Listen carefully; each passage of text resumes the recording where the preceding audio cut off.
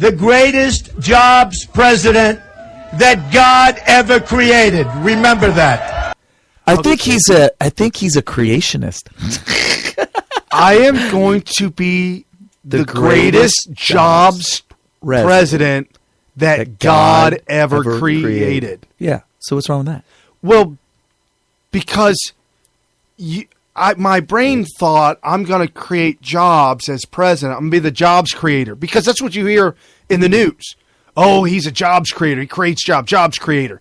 No, he's a jobs president that God created. Oh, I see what you're saying. I never really thought of it that way. So it was like, it was jumbled, and I caught myself because I told one person, I'm like, well, that isn't what he's...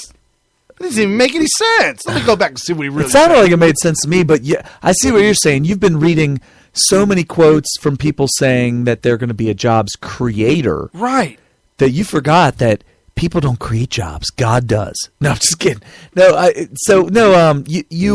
He's going to be the greatest jobs president that God created. Right. Okay. So he's not going to be elected. He's going to be created president by God. Right. Oh. So check this one out if it's not. Okay, hold on. All right, we'll stop. Well, hold on. Okay.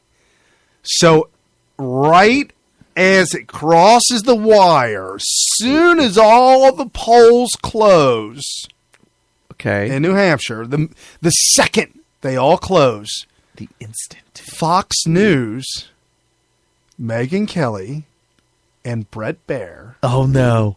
Sitting side by side. Oh no! Do they have a box of tissue in front of them? The meme went viral. Oh no! The look on their face is. Does it look like the sad cat? Yes, priceless. They had to report the winner early because it was clear that there was a huge winner.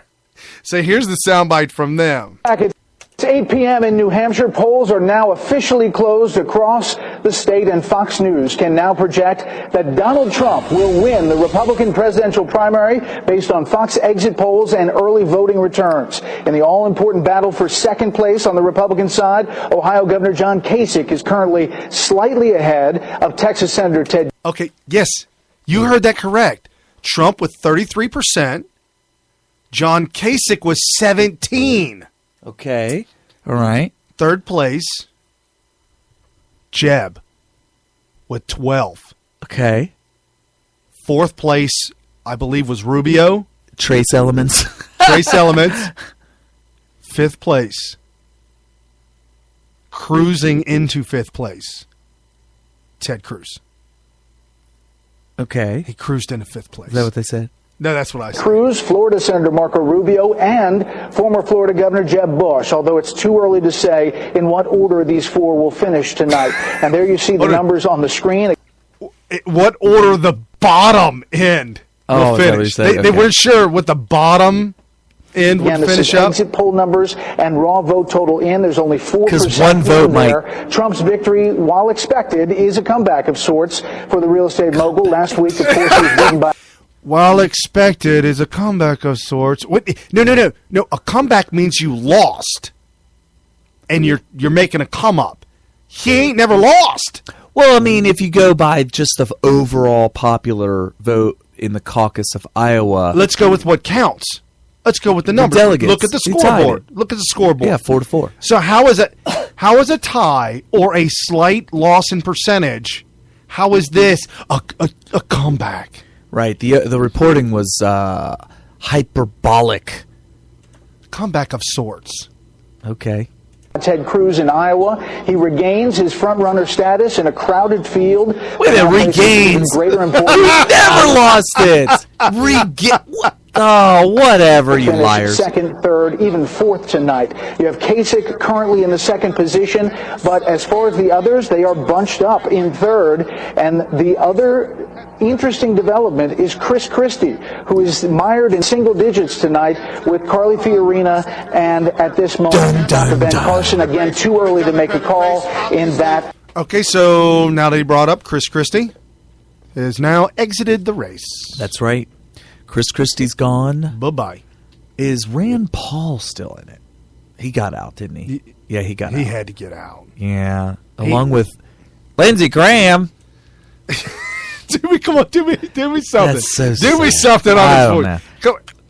Well, I'm going to tell you right now, with this SCOTUS dying, we're going to have some major communism coming into America.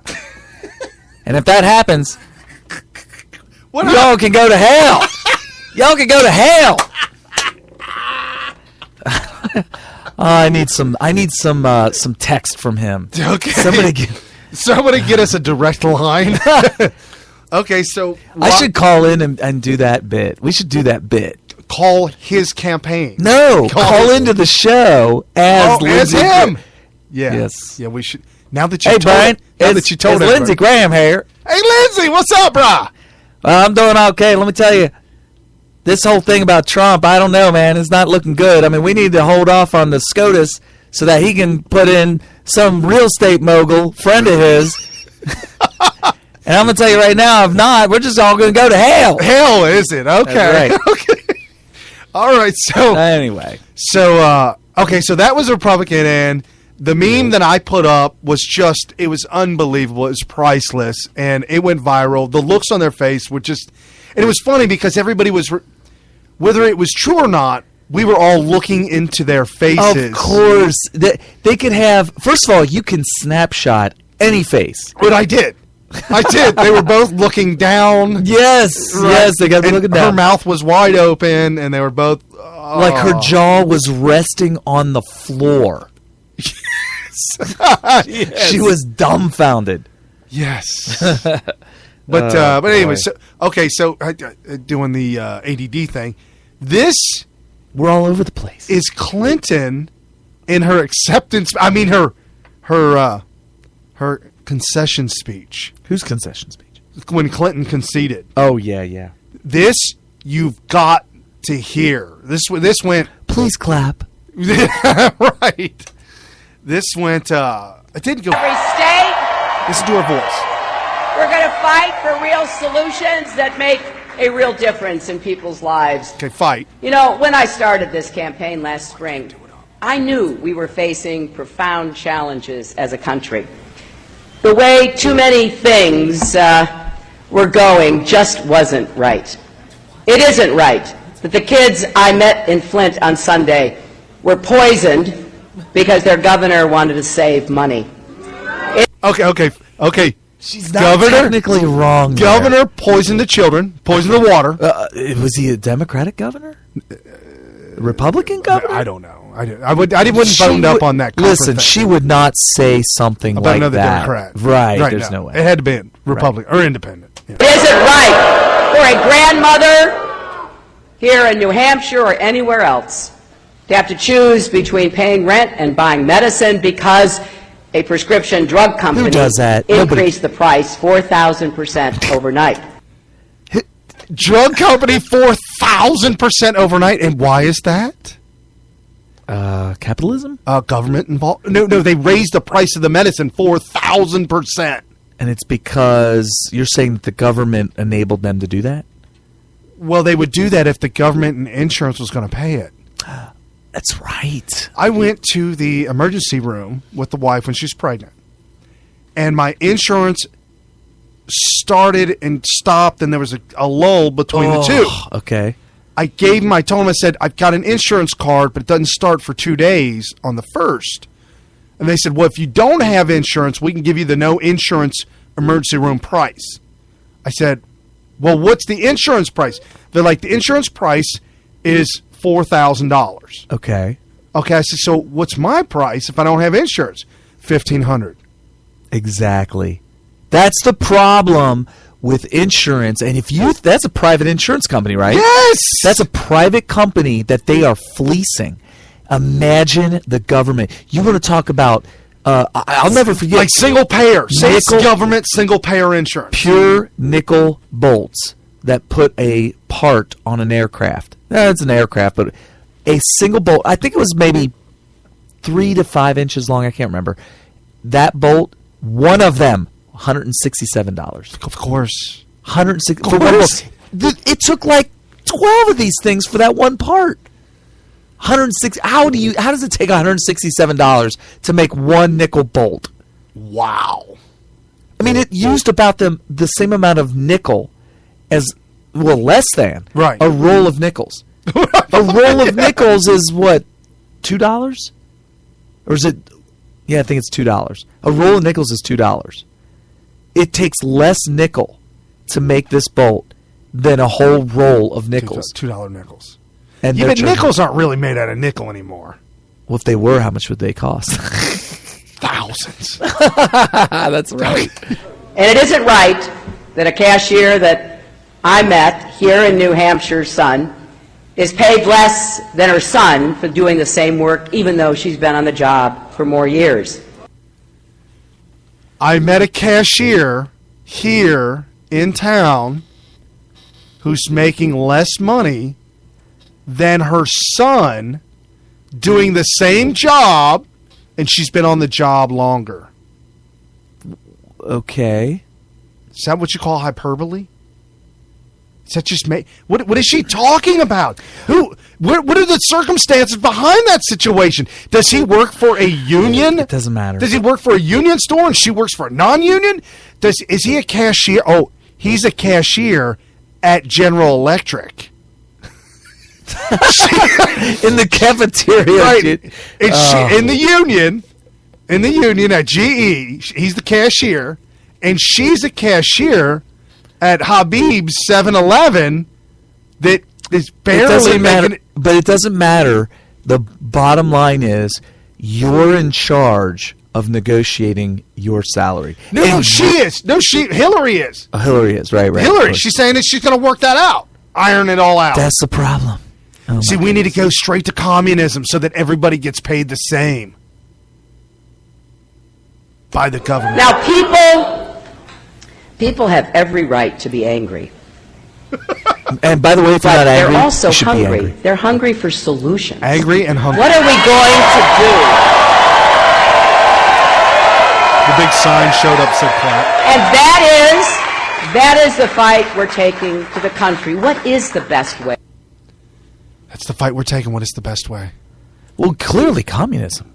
People are angry. Carrie, people are angry. Okay. We need to find what the best way to solve this solution is. Doesn't it sound like when she says that, though, that she's trying to tell you, I know you may not be angry, but I'm telling you, you really should be angry. Even if you're not really, just pretend that you are. And if you pretend that you're angry long enough, you may actually get angry. And we need you to be angry. It's really important. That's what it sounds like she's trying to say. So, I'm going to play this clip of Trump because it was played on the air. Okay. And does that make what? That is just what it is. Okay. Carbon footprint. So, folks, we're going to have a whole different thinking. I've been saying for a long period of time, take the oil. Remember? Remember this about me. I was against, because I've had Hillary say, I don't like Donald Trump's tone. And I've heard Jeb say it too. I don't like Donald Trump's tone. You know, he's a low-energy guy, so he doesn't like my tone. But honestly, and they said it the same day. And I thought to myself, well, I can tone it down. I'm a smart guy, I'll tone it down. Then I said, wait a minute. I turn on television. They're chopping people's heads off in the Middle East. If you're Christian, the head comes off. If you're not Christian, the head comes off. We haven't seen stuff like this since medieval times.